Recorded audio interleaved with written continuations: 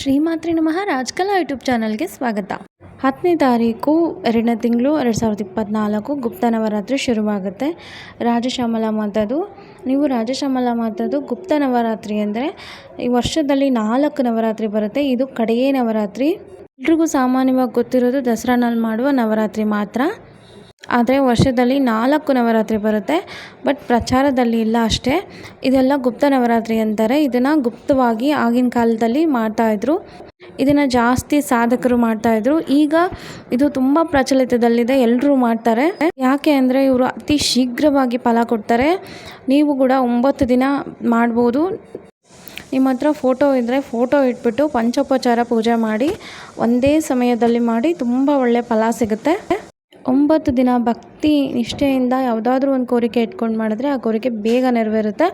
ಖಂಡಿತ ಅವಕಾಶ ಮಿಸ್ ಮಾಡ್ಕೋಬೇಡಿ. ನಿಮ್ಮ ಹತ್ರ ಫೋಟೋ ಇಲ್ಲ ಅಂದರೂ ಪರವಾಗಿಲ್ಲ, ನಿಮ್ಮ ಮನೆಯಲ್ಲಿ ಬೇರೆ ಯಾವುದಾದ್ರೂ ದುರ್ಗಾ ಫೋಟೋ, ಯಾವುದಾದ್ರೂ ಒಂದು ಅಮ್ಮನವರ ಫೋಟೋ ಇದ್ದರೂ ಆ ಫೋಟೋಗೂ ನೀವು ಪೂಜೆ ಮಾಡಿ ರಾಜಶ್ಯಾಮಲಾ ಮಾತಾದು ಯಾವುದಾದ್ರೂ ಒಂದು ಮಂತ್ರನ ನೀವು ಪಠನೆ ಮಾಡೋದ್ರಿಂದ ಆ ತಾಯಿ ಬೇಗ ಒಲಿತಾರೆ. ರಾಜಶ್ಯಾಮಲಾ ಮಾತಾ ಮಂತ್ರ ಬಂದುಬಿಟ್ಟು ಓಂ ಮಾತಂಗಿ ನಮಃ, ಓಂ ರಾಜಶ್ಯಾಮಲಾಯ ನಮಃ. ಈ ಮಂತ್ರನ ನೀವು ಪಠನೆ ಮಾಡ್ಬೋದು. ಇಲ್ಲ ಅಂದರೆ ಅಮ್ಮನವರದ್ದು 12 ನಾಮ ಬರುತ್ತೆ. ನೀವು ಗೂಗಲಲ್ಲಿ ಹೋಗ್ಬಿಟ್ಟು ರಾಜಶ್ಯಾಮಲದ್ದು 12 ನಾಮಗಳಂತ ಹಾಕಿದ್ರೆ ಯೂಟ್ಯೂಬಲ್ಲಿ ಹಾಕಿದ್ರು ಕೂಡ ಬರುತ್ತೆ.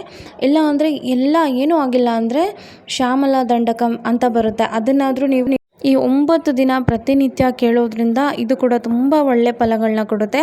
ಆ ತಾಯಿ ಬೇಗ ಅಂದರೆ ಬೇಗ ಅನುಗ್ರಹ ಮಾಡ್ತಾರೆ. ಯಾಕೆ ಅಂದರೆ ಅವರು ದಶಮಹಾವಿದ್ಯೆಯಲ್ಲಿ ಒಬ್ಬರು.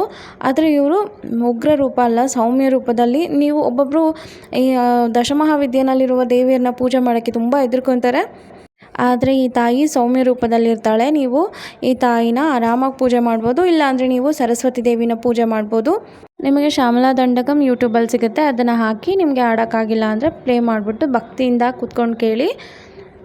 ಇಲ್ಲ ನೀವು ಇದನ್ನೆಲ್ಲ ಮಾಡೋಕ್ಕಾಗಿಲ್ಲ ಅಂದರೂ ಈ ಸ್ತೋತ್ರನ ಕೇಳಿದ್ರು ಸಾಕು.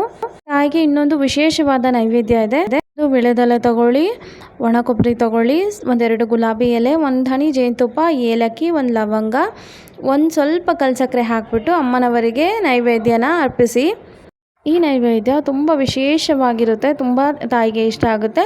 9 ದಿನವೂ ನೀವು ಇದನ್ನ ಅರ್ಪಿಸ್ಬೋದು. ಇಲ್ಲಾಂದರೆ ಯಾವುದಾದ್ರೂ ಪಾಯಸ ಮಾಡಿಬಿಟ್ಟಾದರೂ ಅರ್ಪಿಸಿ. ಇಲ್ಲಾಂದರೆ ಪುಳಿಯೋಗರೆ ಆ ಥರ ಮಾಡಿಬಿಟ್ಟು ನೀವು ಅರ್ಪಿಸ್ಬೋದು. ಈ ನೈವೇದ್ಯನ ನೀವು ಪ್ರತಿನಿತ್ಯ ಇಡೋದ್ರಿಂದ ಅಮ್ಮ ಬೇಗ ನಿಮ್ಮ ಕೋರಿಕೆನ ನೆರವೇರಿಸ್ತಾರೆ. ಹಾಗೆ ಇನ್ನೊಂದು, ನಿಮ್ಗೆ ಇದೆಲ್ಲ ಮಾಡೋಕ್ಕಾಗಿಲ್ಲ ಅಂದರೂ ನಿಮ್ಮ ಮನೆ ದೇವರು ಯಾರಾದರೂ ಅಮ್ಮನವರಿದ್ದರೆ, ಇಲ್ಲ ನೀವು ಯಾರನ್ನಾದರೂ ಪೂಜೆ ಮಾಡ್ತಾಯಿದ್ರೆ ದುರ್ಗಾದೇವಿ, ಮಾರಮ್ಮ ಯಾರಿದ್ರೂ ಪರವಾಗಿಲ್ಲ, 9 ದಿನ ಅವ್ರ ನಾಮಸ್ಮರಣೆ ಆದರೂ ಮಾಡಿ. 9 ದಿನ ಅಮ್ಮನವರ ಎನರ್ಜಿ ತುಂಬ ಚೆನ್ನಾಗಿರುತ್ತೆ. ನೀವು ಮಾಡೋದ್ರಿಂದ ನಿಮ್ಮ ಕೋರಿಕೆಗಳು ಬೇಗ ನೆರವೇರುತ್ತೆ. ಹಾಗೆ ಈ ಪೂಜೆ ಯಾರೆಲ್ಲ ಮಾಡ್ತೀರಾ ಅವ್ರಿಗೆ ಈ 9 ದಿನದೊಳಗಡೆ ಕನಸಲ್ಲಿ ಎಲ್ಲಾದರೂ ಗಿಣಿ ಕಾಣಿಸಿದ್ರೆ, ಇಲ್ಲ ನಿಮ್ಮ ಮನೆ ಮೇಲೆ ಕೂತ್ಕೊಂಡ್ರೆ, ಎಲ್ಲಾದರೂ ಹೋಗ್ಬೇಕಾದ್ರೆ ಗಿಣಿ ನೋಡಿದ್ರೆ, ಯಾವುದಾದ್ರೂ ಫೋನಲ್ಲಿ ನೋಡಿದ್ರೆ ನೀವು ಮಾಡ್ತಾ ಇರೋ ಪೂಜೆ ನಿಮಗೆ ಅಮ್ಮನವರ ಅನುಗ್ರಹ ಆಗಿದೆ ಅಂತ ಅರ್ಥ. ಗಿಣಿ ಕಾಣಿಸಿಲ್ಲ ಅಂದರೆ ಅನುಗ್ರಹ ಆಗಿಲ್ಲ ಅಂತ ಅರ್ಥ ಅಲ್ಲ. ಗಿಣಿ ಕಾಣಿಸಿದ್ರೆ ನಿಮಗೆ ಅನುಗ್ರಹ ಶೀಘ್ರವಾಗಿ ಸಿಕ್ಕಿದೆ ಅಂತ ಅರ್ಥ. 9 ದಿನದೊಳಗಡೆ ನೋಡಿ ಗಿಣಿ ಕಾಣಿಸಿದ್ರೆ ನೀವು ಈ ಪೂಜೆ ಮಾಡಿಬಿಟ್ಟು ಈ ದೇವಿನ ಆರಾಧಿಸೋದ್ರಿಂದ ಅಪಾರ ಜನಾಕರ್ಷಣೆ ಬರುತ್ತೆ. ರಾಜಕೀಯ ವ್ಯಕ್ತಿಗಳಿಗೆ, ಸಿನಿಮಾದವ್ರಿಗೆ, ಸೋಷಿಯಲ್ ಮೀಡಿಯಾದಲ್ಲಿರೋರಿಗೆ, ಬಿಸ್ನೆಸ್ ಮಾಡೋರಿಗೆ, ಇವ್ರಿಗೆಲ್ಲ ಈ ದೇವಿಯ ಅನುಗ್ರಹ ಅಪಾರವಾಗಿ ಸಿಕ್ಕರೆ ಅವರು ಎಲ್ಲದರಲ್ಲೂ ಏಳಿಗೆ ಕಾಣ್ತಾರೆ. ಹಾಗೆ ಈ ತಾಯಿಯ ಇನ್ನೊಂದು ವಿಶೇಷ ಏನೊಂದು, ಅತಿ ಶೀಘ್ರವಾಗಿ ಕರುಣೆ ತೋರಿಸ್ತಾರೆ. ಬೇಗ ಕೋರಿಕೆಗಳು ನೆರವೇರುತ್ತೆ. ನಿಮಗೆ 9 ದಿನ ಮಾಡೋಕ್ಕಾಗಿಲ್ಲ ಅಂದರೂ ಪರವಾಗಿಲ್ಲ, 3 ದಿನ ಆದರೂ ಮಾಡಿ. 3 ದಿನ ಮಾಡೋಕ್ಕಾಗಿಲ್ಲ ಅಂದರೂ 1 ದಿನ ಆದರೂ ಮಾಡೋಕ್ಕೆ ಟ್ರೈ ಮಾಡಿ. ಶ್ಯಾಮಲಾ ದಂಡಕನ ಪ್ರತಿನಿತ್ಯ ಕೇಳಿ. ಈ ಶ್ಯಾಮಲಾ ದಂಡಕಂ ಕೇಳೋದ್ರಿಂದ ಕೂಡ ನಿಮಗೆ ಆ ತಾಯಿಯ ಅನುಗ್ರಹ ಖಂಡಿತ ಸಿಗುತ್ತೆ.